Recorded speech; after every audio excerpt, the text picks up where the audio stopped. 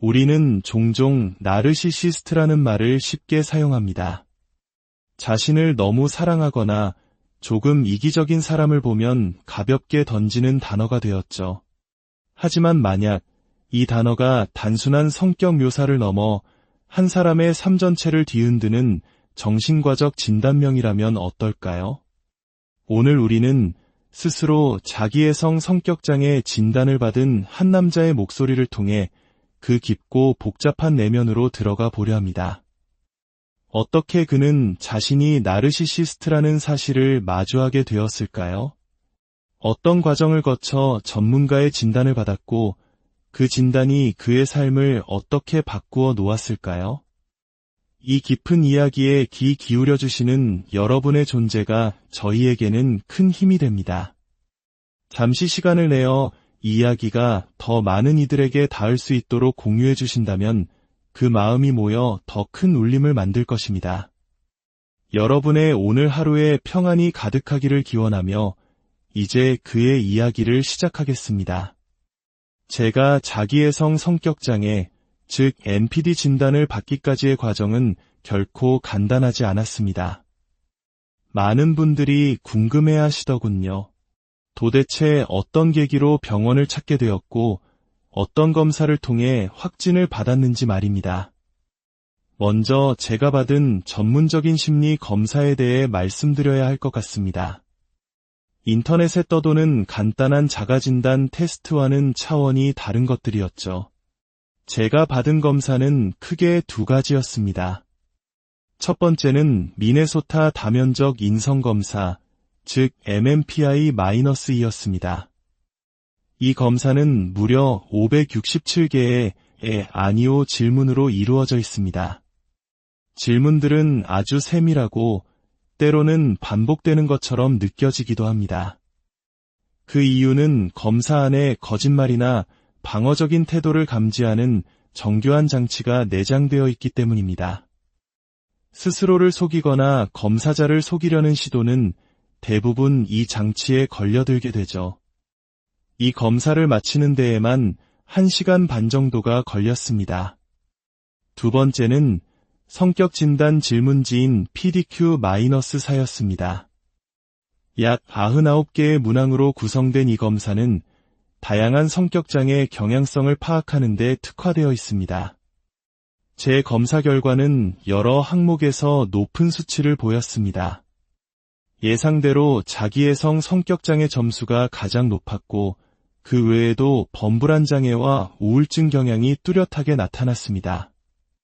약간이지만 조현성 성격 특성, 즉 사회적으로 고립되고 감정 표현이 부족한 경향도 보였죠.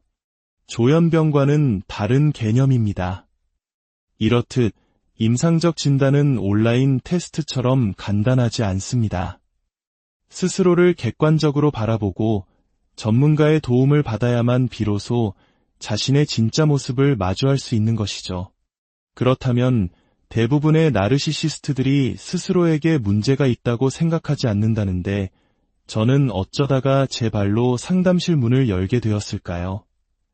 그 이야기를 하려면 제 어린 시절로 거슬러 올라가야 합니다. 저는 기억이 시작되는 아주 어린 시절부터 대략 7살, 8살 무렵부터 항상 제가 남들과 다르다는 것을 알고 있었습니다.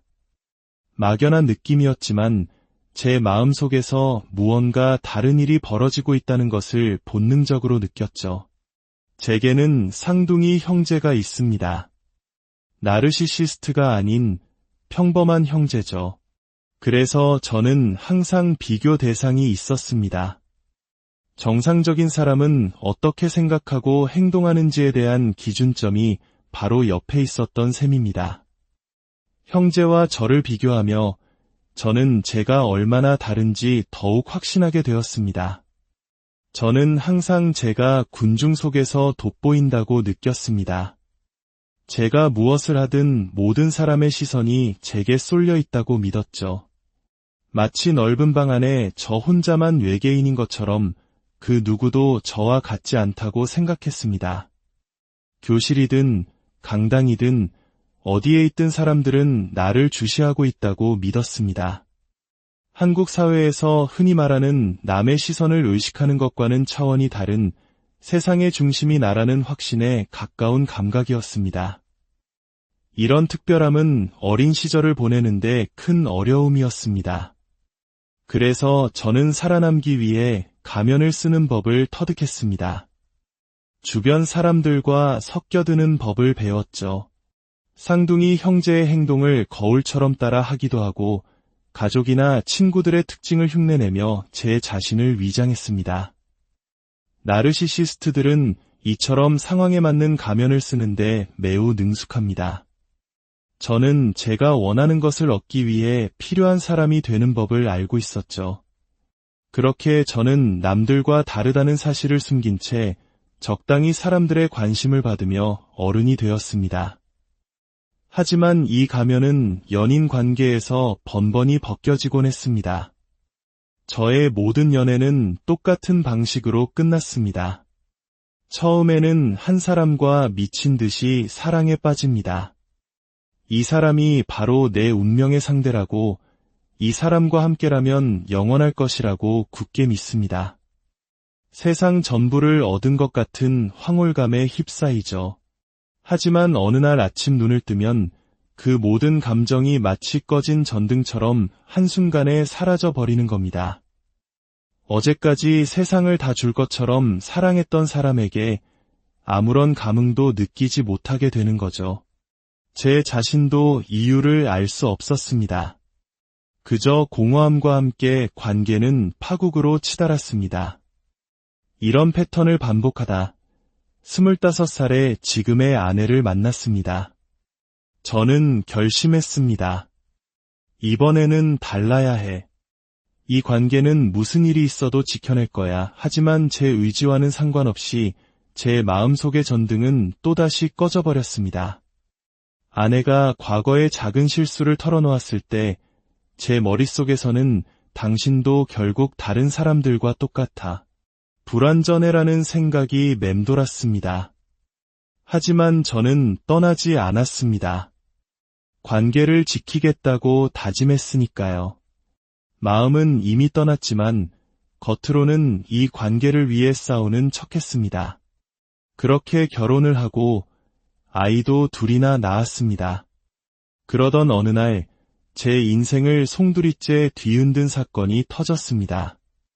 제 친구가 태어난 지 몇 달 안 된 아기를 갑작스러운 사고로 잃었습니다. 그 소식을 들은 저는 엄청난 충격에 빠졌습니다.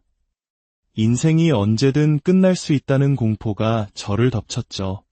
나는 아직 아무것도 이룬 게 없어.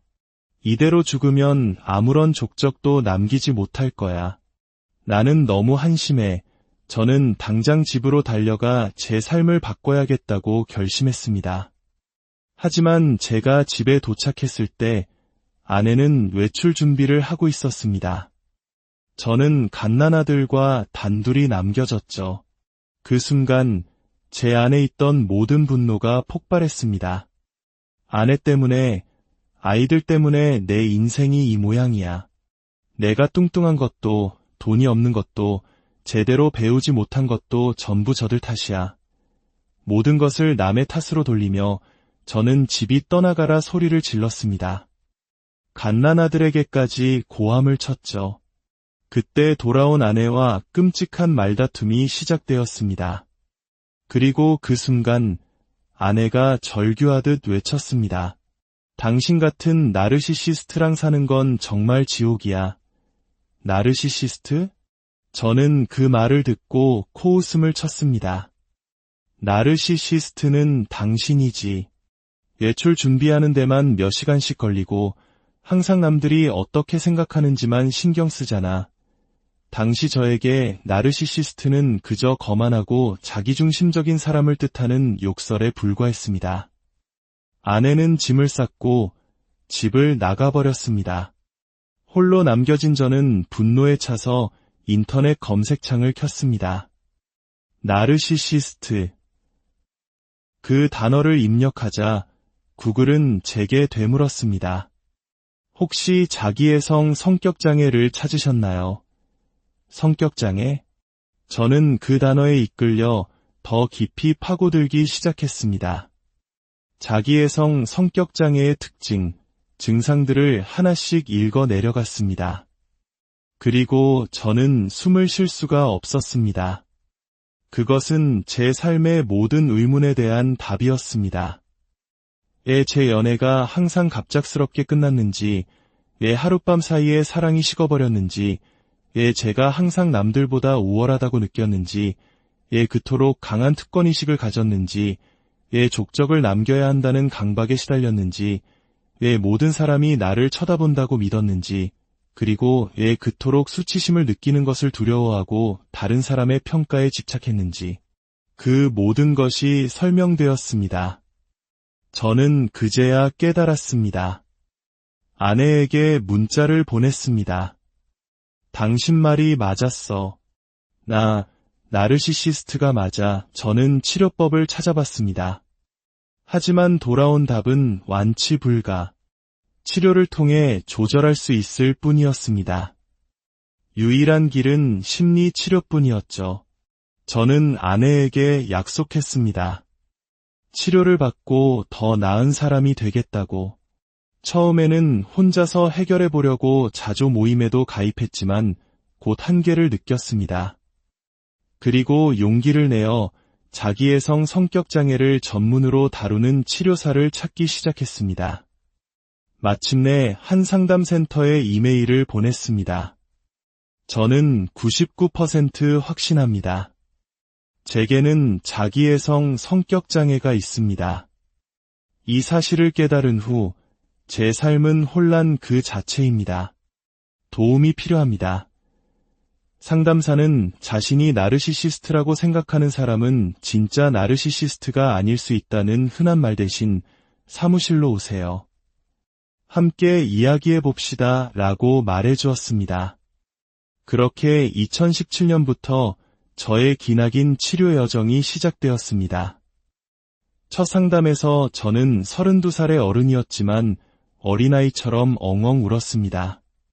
제 삶을 망가뜨리고 있는 제 자신에 대해, 그리고 제가 나르시시스트라는 사실에 대해 털어놓았습니다. 그리고 몇 달 후 저는 공식적으로 자기애성 성격장애 진단을 받았습니다. 놀랍지 않았습니다. 저는 상담실 문을 열기 전부터, 아니, 그 이메일을 보내기 전부터 이미 알고 있었으니까요. 진단은 충격이 아니라 확인이었습니다. 평생 저를 괴롭히던 정체불명의 그림자에 자기애성 성격장애라는 이름이 붙여진 순간이었습니다.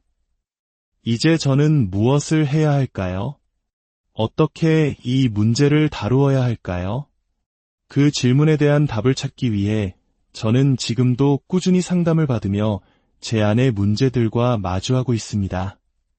이것은 끝이 아니라 진짜 제 자신을 찾아가는 기나긴 여정이. 우리는 종종 나르시시스트라는 말을 쉽게 사용합니다. 자신을 너무 사랑하거나 조금 이기적인 사람을 보면 가볍게 던지는 단어가 되었죠. 하지만 만약 이 단어가 단순한 성격 묘사를 넘어 한 사람의 삶 전체를 뒤흔드는 정신과적 진단명이라면 어떨까요? 오늘 우리는 스스로 자기애성 성격장애 진단을 받은 한 남자의 목소리를 통해 그 깊고 복잡한 내면으로 들어가 보려 합니다. 어떻게 그는 자신이 나르시시스트라는 사실을 마주하게 되었을까요? 어떤 과정을 거쳐 전문가의 진단을 받았고 그 진단이 그의 삶을 어떻게 바꾸어 놓았을까요? 이 깊은 이야기에 귀 기울여 주시는 여러분의 존재가 저희에게는 큰 힘이 됩니다. 잠시 시간을 내어 이 이야기가 더 많은 이들에게 닿을 수 있도록 공유해 주신다면 그 마음이 모여 더 큰 울림을 만들 것입니다. 여러분의 오늘 하루에 평안이 가득하기를 기원하며 이제 그의 이야기를 시작하겠습니다. 제가 자기애성 성격장애, 즉 NPD 진단을 받기까지의 과정은 결코 간단하지 않았습니다. 많은 분들이 궁금해 하시더군요. 도대체 어떤 계기로 병원을 찾게 되었고 어떤 검사를 통해 확진을 받았는지 말입니다. 먼저 제가 받은 전문적인 심리 검사에 대해 말씀드려야 할 것 같습니다. 인터넷에 떠도는 간단한 자가진단 테스트와는 차원이 다른 것들이었죠. 제가 받은 검사는 크게 두 가지였습니다. 첫 번째는 미네소타 다면적 인성검사, 즉 MMPI-E였습니다. 이 검사는 무려 567개의 아니오 질문으로 이루어져 있습니다. 질문들은 아주 세밀하고 때로는 반복되는 것처럼 느껴지기도 합니다. 그 이유는 검사 안에 거짓말이나 방어적인 태도를 감지하는 정교한 장치가 내장되어 있기 때문입니다. 스스로를 속이거나 검사자를 속이려는 시도는 대부분 이 장치에 걸려들게 되죠. 이 검사를 마치는 데에만 1시간 반 정도가 걸렸습니다. 두 번째는 성격 진단 질문지인 PDQ-4였습니다. 약 99개의 문항으로 구성된 이 검사는 다양한 성격장애 경향성을 파악하는 데 특화되어 있습니다. 제 검사 결과는 여러 항목에서 높은 수치를 보였습니다. 예상대로 자기애성 성격장애 점수가 가장 높았고 그 외에도 범불안 장애와 우울증 경향이 뚜렷하게 나타났습니다.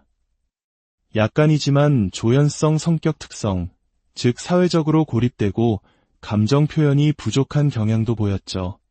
조현병과는 다른 개념입니다. 이렇듯 임상적 진단은 온라인 테스트처럼 간단하지 않습니다. 스스로를 객관적으로 바라보고 전문가의 도움을 받아야만 비로소 자신의 진짜 모습을 마주할 수 있는 것이죠. 그렇다면 대부분의 나르시시스트들이 스스로에게 문제가 있다고 생각하지 않는다는데 저는 어쩌다가 제 발로 상담실 문을 열게 되었을까요?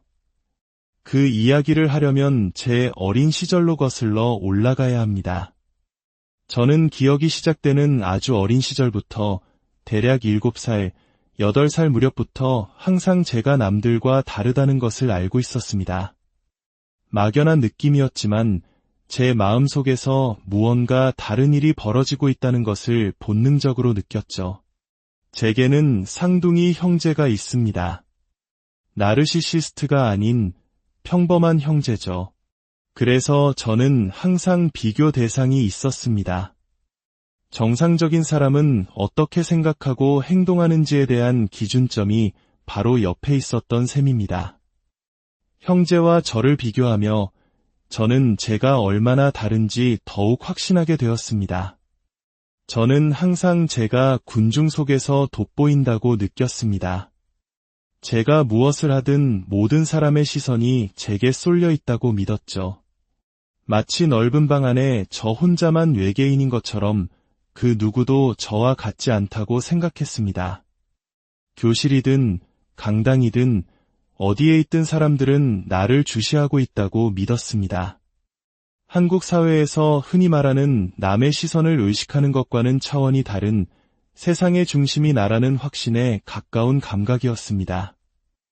이런 특별함은 어린 시절을 보내는데 큰 어려움이었습니다. 그래서 저는 살아남기 위해 가면을 쓰는 법을 터득했습니다. 주변 사람들과 섞여드는 법을 배웠죠. 쌍둥이 형제의 행동을 거울처럼 따라 하기도 하고 가족이나 친구들의 특징을 흉내내며 제 자신을 위장했습니다. 나르시시스트들은 이처럼 상황에 맞는 가면을 쓰는데 매우 능숙합니다. 저는 제가 원하는 것을 얻기 위해 필요한 사람이 되는 법을 알고 있었죠. 그렇게 저는 남들과 다르다는 사실을 숨긴 채 적당히 사람들의 관심을 받으며 어른이 되었습니다. 하지만 이 가면은 연인 관계에서 번번이 벗겨지곤 했습니다. 저의 모든 연애는 똑같은 방식으로 끝났습니다. 처음에는 한 사람과 미친 듯이 사랑에 빠집니다. 이 사람이 바로 내 운명의 상대라고, 이 사람과 함께라면 영원할 것이라고 굳게 믿습니다. 세상 전부를 얻은 것 같은 황홀감에 휩싸이죠. 하지만 어느 날 아침 눈을 뜨면 그 모든 감정이 마치 꺼진 전등처럼 한순간에 사라져 버리는 겁니다. 어제까지 세상을 다 줄 것처럼 사랑했던 사람에게 아무런 감흥도 느끼지 못하게 되는 거죠. 제 자신도 이유를 알 수 없었습니다. 그저 공허함과 함께 관계는 파국으로 치달았습니다. 이런 패턴을 반복하다 25살에 지금의 아내를 만났습니다. 저는 결심했습니다. 이번에는 달라야 해. 이 관계는 무슨 일이 있어도 지켜낼 거야. 하지만 제 의지와는 상관없이 제 마음속의 전등은 또다시 꺼져버렸습니다. 아내가 과거의 작은 실수를 털어놓았을 때 제 머릿속에서는 당신도 결국 다른 사람들과 똑같아. 불완전해라는 생각이 맴돌았습니다. 하지만 저는 떠나지 않았습니다. 관계를 지키겠다고 다짐했으니까요. 마음은 이미 떠났지만 겉으로는 이 관계를 위해 싸우는 척했습니다. 그렇게 결혼을 하고 아이도 둘이나 낳았습니다. 그러던 어느 날 제 인생을 송두리째 뒤흔든 사건이 터졌습니다. 제 친구가 태어난 지 몇 달 안 된 아기를 갑작스러운 사고로 잃었습니다. 그 소식을 들은 저는 엄청난 충격에 빠졌습니다. 인생이 언제든 끝날 수 있다는 공포가 저를 덮쳤죠. 나는 아직 아무것도 이룬 게 없어. 이대로 죽으면 아무런 족적도 남기지 못할 거야. 나는 너무 한심해. 저는 당장 집으로 달려가 제 삶을 바꿔야겠다고 결심했습니다. 하지만 제가 집에 도착했을 때 아내는 외출 준비를 하고 있었습니다. 저는 갓난아들과 단둘이 남겨졌죠. 그 순간 제 안에 있던 모든 분노가 폭발했습니다. 아내 때문에, 아이들 때문에 내 인생이 이 모양이야.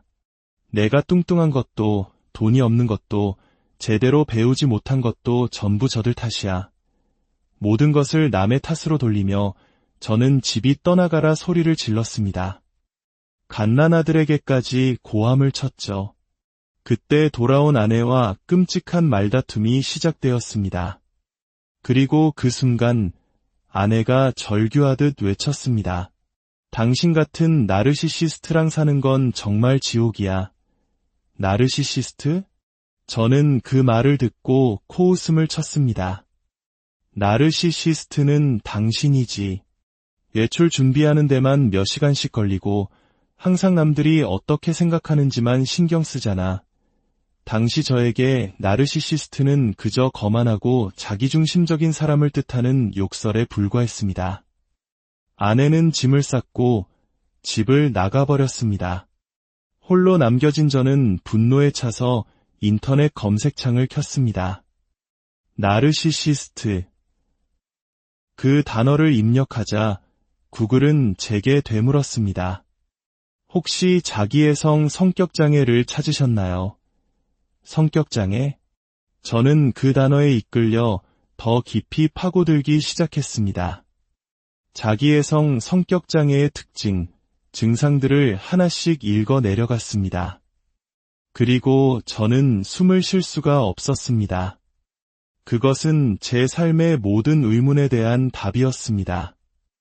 왜 제 연애가 항상 갑작스럽게 끝났는지, 왜 하룻밤 사이에 사랑이 식어버렸는지, 왜 제가 항상 남들보다 우월하다고 느꼈는지, 왜 그토록 강한 특권의식을 가졌는지, 왜 족적을 남겨야 한다는 강박에 시달렸는지, 왜 모든 사람이 나를 쳐다본다고 믿었는지, 그리고 왜 그토록 수치심을 느끼는 것을 두려워하고 다른 사람의 평가에 집착했는지, 그 모든 것이 설명되었습니다.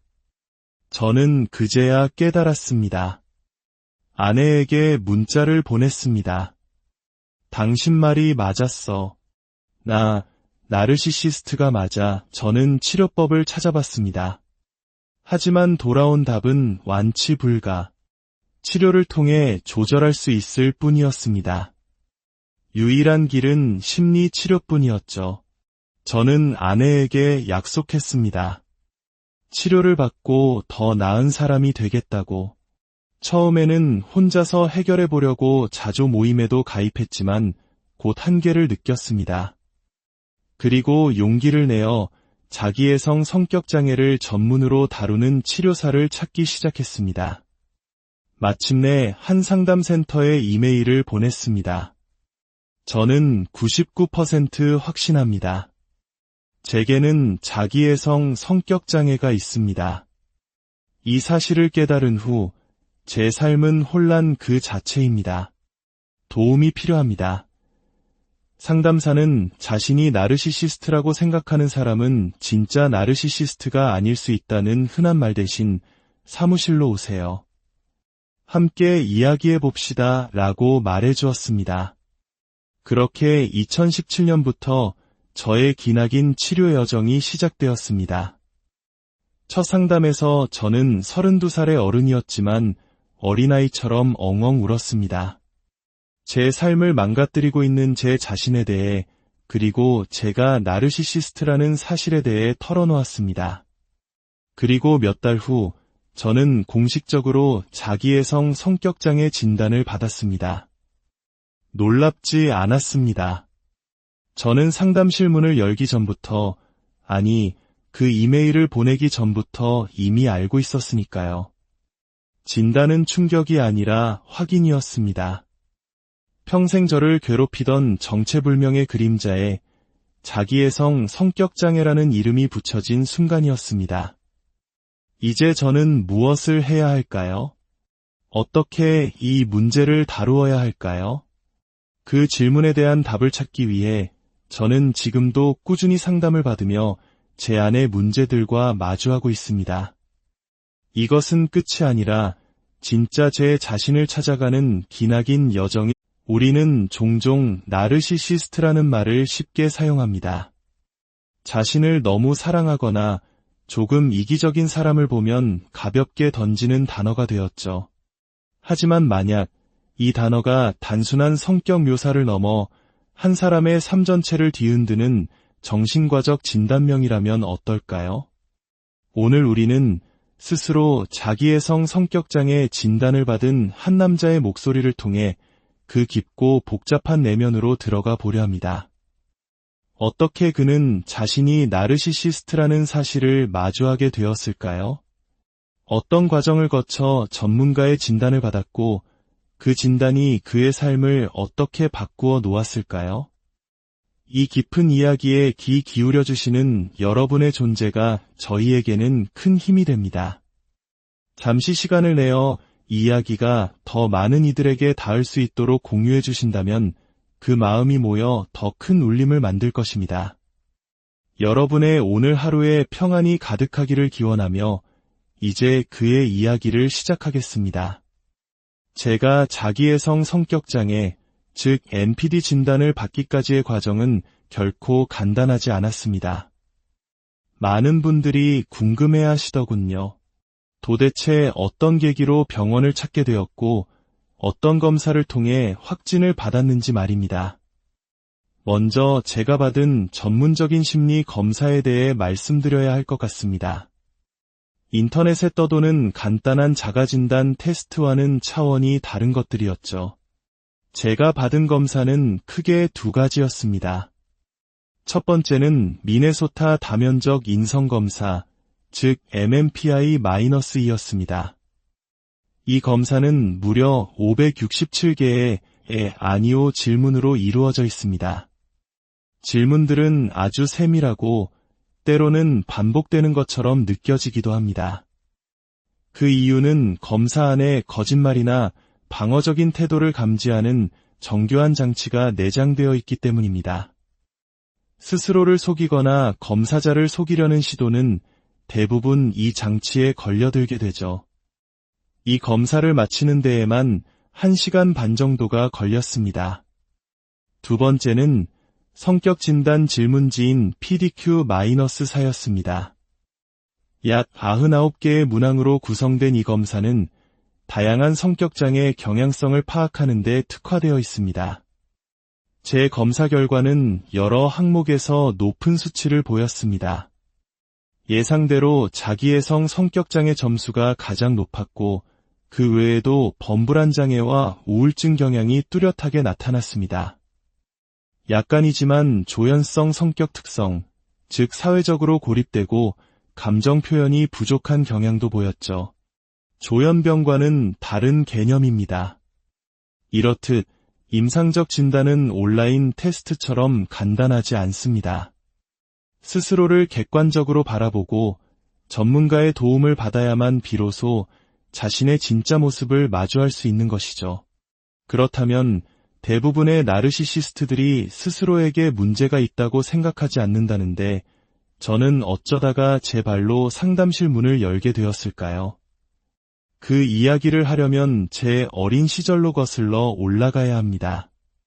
저는 기억이 시작되는 아주 어린 시절부터 대략 7살, 8살 무렵부터 항상 제가 남들과 다르다는 것을 알고 있었습니다. 막연한 느낌이었지만 제 마음속에서 무언가 다른 일이 벌어지고 있다는 것을 본능적으로 느꼈죠. 제게는 쌍둥이 형제가 있습니다.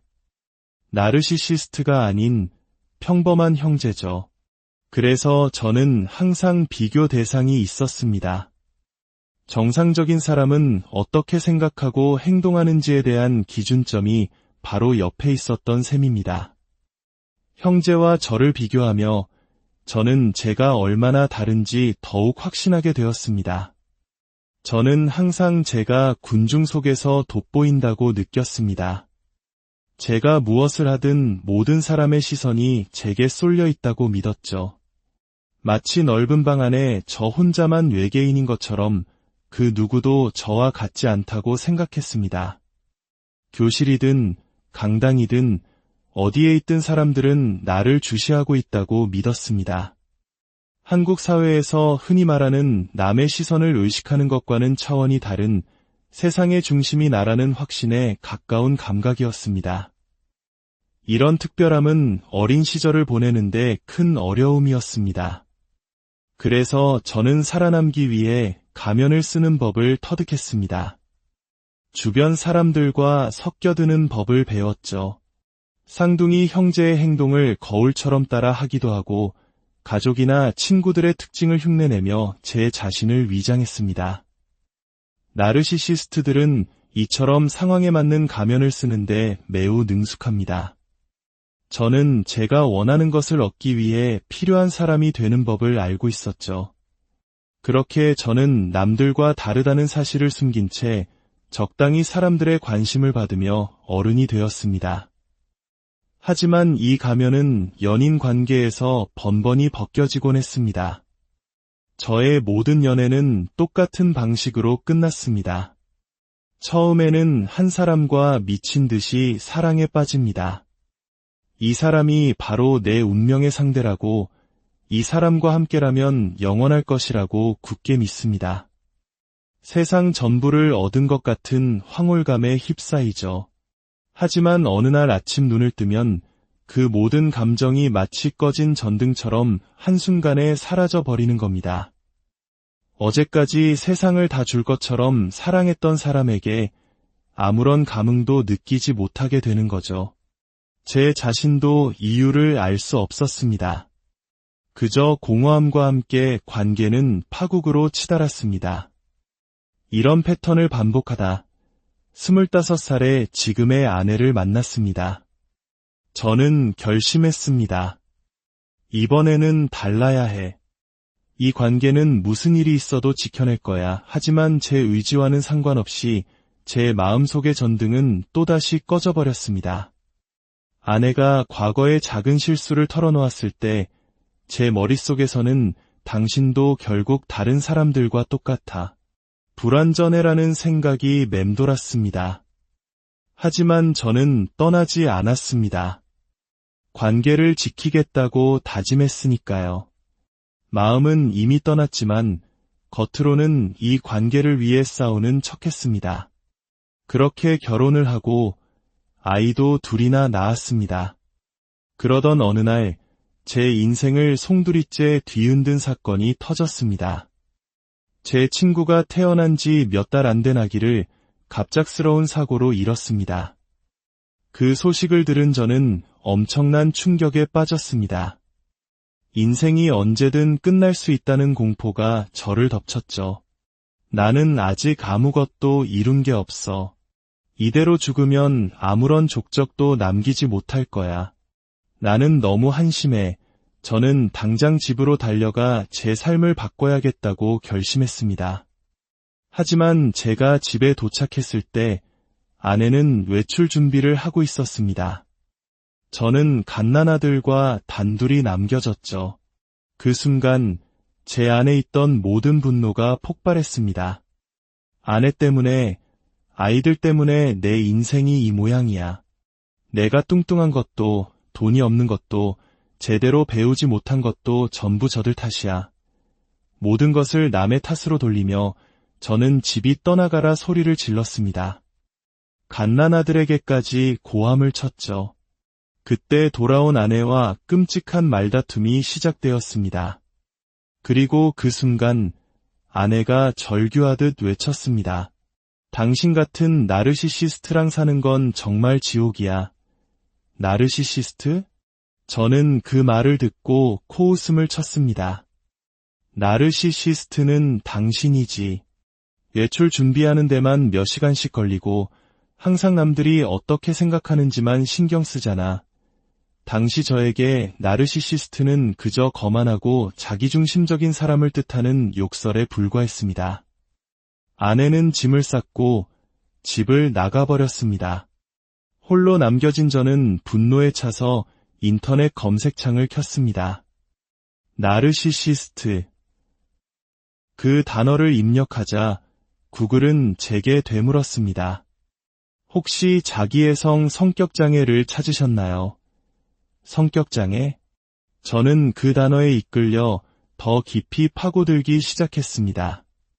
자기애성 성격장애의 특징, 증상들을 하나씩 읽어 내려갔습니다. 그리고 저는 숨을 쉴 수가 없었습니다. 그것은 제 삶의 모든 의문에 대한 답이었습니다. 왜 제 연애가 항상 갑작스럽게 끝났는지, 왜 하룻밤 사이에 사랑이 식어버렸는지, 왜 제가 항상 남들보다 우월하다고 느꼈는지, 왜 그토록 강한 특권의식을 가졌는지, 왜 족적을 남겨야 한다는 강박에 시달렸는지, 왜 모든 사람이 나를 쳐다본다고 믿었는지, 그리고 왜 그토록 수치심을 느끼는 것을 두려워하고 다른 사람의 평가에 집착했는지, 그 모든 것이 설명되었습니다. 저는 그제야 깨달았습니다. 아내에게 문자를 보냈습니다. 당신 말이 맞았어. 나르시시스트가 맞아. 저는 치료법을 찾아봤습니다. 하지만 돌아온 답은 완치 불가. 치료를 통해 조절할 수 있을 뿐이었습니다. 유일한 길은 심리 치료뿐이었죠. 저는 아내에게 약속했습니다. 치료를 받고 더 나은 사람이 되겠다고. 처음에는 혼자서 해결해 보려고 자조 모임에도 가입했지만 곧 한계를 느꼈습니다. 그리고 용기를 내어 자기애성 성격장애를 전문으로 다루는 치료사를 찾기 시작했습니다. 마침내 한 상담센터에 이메일을 보냈습니다. 저는 99% 확신합니다. 제게는 자기애성 성격장애가 있습니다. 이 사실을 깨달은 후 제 삶은 혼란 그 자체입니다. 도움이 필요합니다. 상담사는 자신이 나르시시스트라고 생각하는 사람은 진짜 나르시시스트가 아닐 수 있다는 흔한 말 대신 사무실로 오세요. 함께 이야기해 봅시다 라고 말해 주었습니다. 그렇게 2017년부터 저의 기나긴 치료 여정이 시작되었습니다. 첫 상담에서 저는 32살의 어른이었지만 어린아이처럼 엉엉 울었습니다. 제 삶을 망가뜨리고 있는 제 자신에 대해, 그리고 제가 나르시시스트라는 사실에 대해 털어놓았습니다. 그리고 몇 달 후 저는 공식적으로 자기애성 성격장애 진단을 받았습니다. 놀랍지 않았습니다. 저는 상담실 문을 열기 전부터, 아니, 그 이메일을 보내기 전부터 이미 알고 있었으니까요. 진단은 충격이 아니라 확인이었습니다. 평생 저를 괴롭히던 정체불명의 그림자에 자기애성 성격장애라는 이름이 붙여진 순간이었습니다. 이제 저는 무엇을 해야 할까요? 어떻게 이 문제를 다루어야 할까요? 그 질문에 대한 답을 찾기 위해 저는 지금도 꾸준히 상담을 받으며 제 안의 문제들과 마주하고 있습니다. 이것은 끝이 아니라 진짜 제 자신을 찾아가는 기나긴 여정이. 우리는 종종 나르시시스트라는 말을 쉽게 사용합니다. 자신을 너무 사랑하거나 조금 이기적인 사람을 보면 가볍게 던지는 단어가 되었죠. 하지만 만약 이 단어가 단순한 성격 묘사를 넘어 한 사람의 삶 전체를 뒤흔드는 정신과적 진단명이라면 어떨까요? 오늘 우리는 스스로 자기애성 성격장애 진단을 받은 한 남자의 목소리를 통해 그 깊고 복잡한 내면으로 들어가 보려 합니다. 어떻게 그는 자신이 나르시시스트라는 사실을 마주하게 되었을까요? 어떤 과정을 거쳐 전문가의 진단을 받았고 그 진단이 그의 삶을 어떻게 바꾸어 놓았을까요? 이 깊은 이야기에 귀 기울여 주시는 여러분의 존재가 저희에게는 큰 힘이 됩니다. 잠시 시간을 내어 이 이야기가 더 많은 이들에게 닿을 수 있도록 공유해 주신다면 그 마음이 모여 더 큰 울림을 만들 것입니다. 여러분의 오늘 하루에 평안이 가득하기를 기원하며 이제 그의 이야기를 시작하겠습니다. 제가 자기애성 성격장애, 즉 NPD 진단을 받기까지의 과정은 결코 간단하지 않았습니다. 많은 분들이 궁금해 하시더군요. 도대체 어떤 계기로 병원을 찾게 되었고 어떤 검사를 통해 확진을 받았는지 말입니다. 먼저 제가 받은 전문적인 심리 검사에 대해 말씀드려야 할 것 같습니다. 인터넷에 떠도는 간단한 자가진단 테스트와는 차원이 다른 것들이었죠. 제가 받은 검사는 크게 두 가지였습니다. 첫 번째는 미네소타 다면적 인성검사, 즉 MMPI-E였습니다. 이 검사는 무려 567개의 아니오 질문으로 이루어져 있습니다. 질문들은 아주 세밀하고 때로는 반복되는 것처럼 느껴지기도 합니다. 그 이유는 검사 안에 거짓말이나 방어적인 태도를 감지하는 정교한 장치가 내장되어 있기 때문입니다. 스스로를 속이거나 검사자를 속이려는 시도는 대부분 이 장치에 걸려들게 되죠. 이 검사를 마치는 데에만 1시간 반 정도가 걸렸습니다. 두 번째는 성격진단 질문지인 PDQ-4였습니다. 약 99개의 문항으로 구성된 이 검사는 다양한 성격장애 경향성을 파악하는 데 특화되어 있습니다.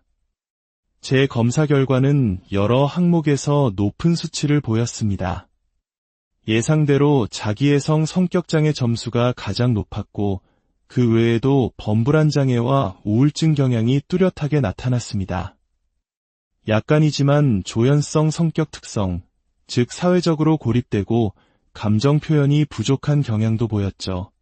조현병과는 다른 개념입니다.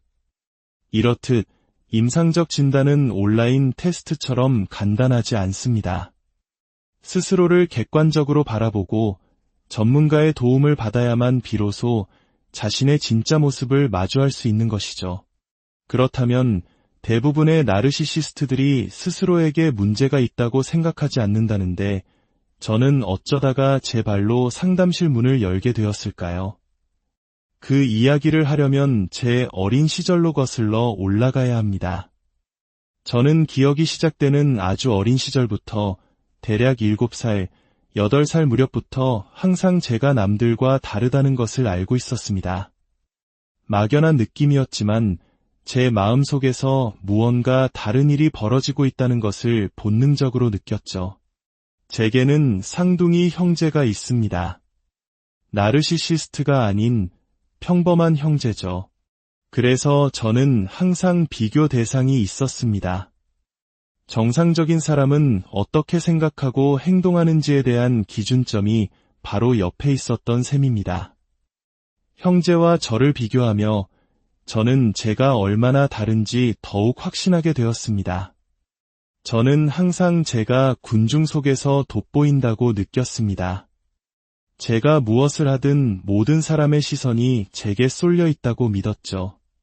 마치 넓은 방 안에 저 혼자만 외계인인 것처럼 그 누구도 저와 같지 않다고 생각했습니다.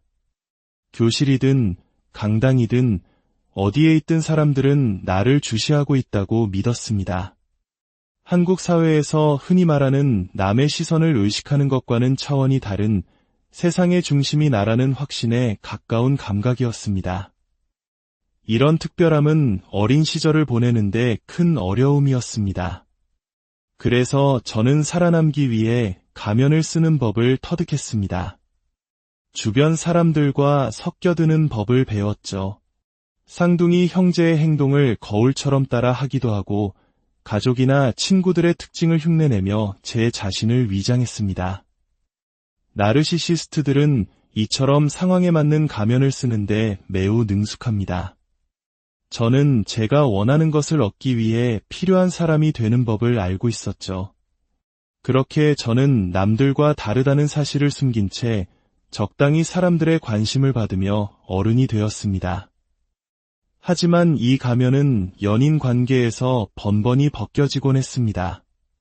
저의 모든 연애는 똑같은 방식으로 끝났습니다. 처음에는 한 사람과 미친 듯이 사랑에 빠집니다.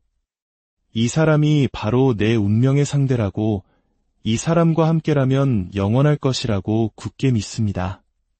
세상 전부를 얻은 것 같은 황홀감에 휩싸이죠. 하지만 어느 날 아침 눈을 뜨면 그 모든 감정이 마치 꺼진 전등처럼 한순간에 사라져 버리는 겁니다. 어제까지 세상을 다 줄 것처럼 사랑했던 사람에게 아무런 감흥도 느끼지 못하게 되는 거죠. 제 자신도 이유를 알 수 없었습니다.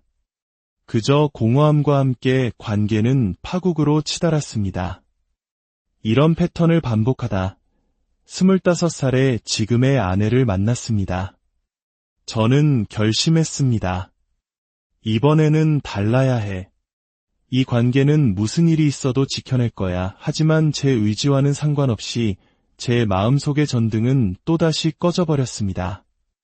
아내가 과거의 작은 실수를 털어놓았을 때 제 머릿속에서는 당신도 결국 다른 사람들과 똑같아. 불완전해라는 생각이 맴돌았습니다. 하지만 저는 떠나지 않았습니다. 관계를 지키겠다고 다짐했으니까요. 마음은 이미 떠났지만 겉으로는 이 관계를 위해 싸우는 척했습니다. 그렇게 결혼을 하고 아이도 둘이나 낳았습니다. 그러던 어느 날 제 인생을 송두리째 뒤흔든 사건이 터졌습니다. 제 친구가 태어난 지 몇 달 안 된 아기를 갑작스러운 사고로 잃었습니다. 그 소식을 들은 저는 엄청난 충격에 빠졌습니다.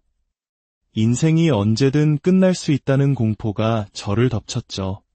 나는 아직 아무것도 이룬 게 없어. 이대로 죽으면 아무런 족적도 남기지 못할 거야. 나는 너무 한심해. 저는 당장 집으로 달려가 제 삶을 바꿔야겠다고 결심했습니다. 하지만 제가 집에 도착했을 때 아내는 외출 준비를 하고 있었습니다. 저는 갓난아들과 단둘이 남겨졌죠. 그 순간 제 안에 있던 모든 분노가 폭발했습니다. 아내 때문에, 아이들 때문에 내 인생이 이 모양이야. 내가 뚱뚱한 것도, 돈이 없는 것도, 제대로 배우지 못한 것도 전부 저들 탓이야. 모든 것을 남의 탓으로 돌리며 저는 집이 떠나가라 소리를 질렀습니다. 갓난아들에게까지 고함을 쳤죠. 그때 돌아온 아내와 끔찍한 말다툼이 시작되었습니다. 그리고 그 순간 아내가 절규하듯 외쳤습니다. 당신 같은 나르시시스트랑 사는 건 정말 지옥이야. 나르시시스트? 저는 그 말을 듣고 코웃음을 쳤습니다. 나르시시스트는 당신이지. 외출 준비하는 데만 몇 시간씩 걸리고 항상 남들이 어떻게 생각하는지만 신경 쓰잖아. 당시 저에게 나르시시스트는 그저 거만하고 자기중심적인 사람을 뜻하는 욕설에 불과했습니다. 아내는 짐을 쌌고 집을 나가버렸습니다. 홀로 남겨진 저는 분노에 차서 인터넷 검색창을 켰습니다. 나르시시스트. 그 단어를 입력하자 구글은 제게 되물었습니다. 혹시 자기애성 성격장애를 찾으셨나요? 성격장애? 저는 그 단어에 이끌려 더 깊이 파고들기 시작했습니다. 자기애성 성격장애의 특징, 증상들을 하나씩 읽어 내려갔습니다. 그리고 저는 숨을 쉴 수가 없었습니다. 그것은 제 삶의 모든 의문에 대한 답이었습니다. 왜 제 연애가 항상 갑작스럽게 끝났는지, 왜 하룻밤 사이에 사랑이 식어버렸는지, 왜 제가 항상 남들보다 우월하다고 느꼈는지, 왜 그토록 강한 특권의식을 가졌는지, 왜 족적을 남겨야 한다는 강박에 시달렸는지, 왜 모든 사람이 나를 쳐다본다고 믿었는지, 그리고 왜 그토록 수치심을 느끼는 것을 두려워하고 다른 사람의 평가에 집착했는지, 그 모든 것이 설명되었습니다. 저는 그제야 깨달았습니다. 아내에게 문자를 보냈습니다. 당신 말이 맞았어. 나 나르시시스트가 맞아. 저는 치료법을 찾아봤습니다. 하지만 돌아온 답은 완치 불가. 치료를 통해 조절할 수 있을 뿐이었습니다. 유일한 길은 심리 치료뿐이었죠. 저는 아내에게 약속했습니다. 치료를 받고 더 나은 사람이 되겠다고. 처음에는 혼자서 해결해 보려고 자조 모임에도 가입했지만 곧 한계를 느꼈습니다. 그리고 용기를 내어 자기애성 성격장애를 전문으로 다루는 치료사를 찾기 시작했습니다. 마침내 한 상담센터에 이메일을 보냈습니다. 저는 99% 확신합니다. 제게는 자기애성 성격장애가 있습니다. 이 사실을 깨달은 후 제 삶은 혼란 그 자체입니다. 도움이 필요합니다. 상담사는 자신이 나르시시스트라고 생각하는 사람은 진짜 나르시시스트가 아닐 수 있다는 흔한 말 대신 사무실로 오세요. 함께 이야기해 봅시다 라고 말해 주었습니다. 그렇게 2017년부터 저의 기나긴 치료 여정이 시작되었습니다. 첫 상담에서 저는 32살의 어른이었지만 어린아이처럼 엉엉 울었습니다. 제 삶을 망가뜨리고 있는 제 자신에 대해, 그리고 제가 나르시시스트라는 사실에 대해 털어놓았습니다. 그리고 몇 달 후 저는 공식적으로 자기애성 성격장애 진단을 받았습니다. 놀랍지 않았습니다.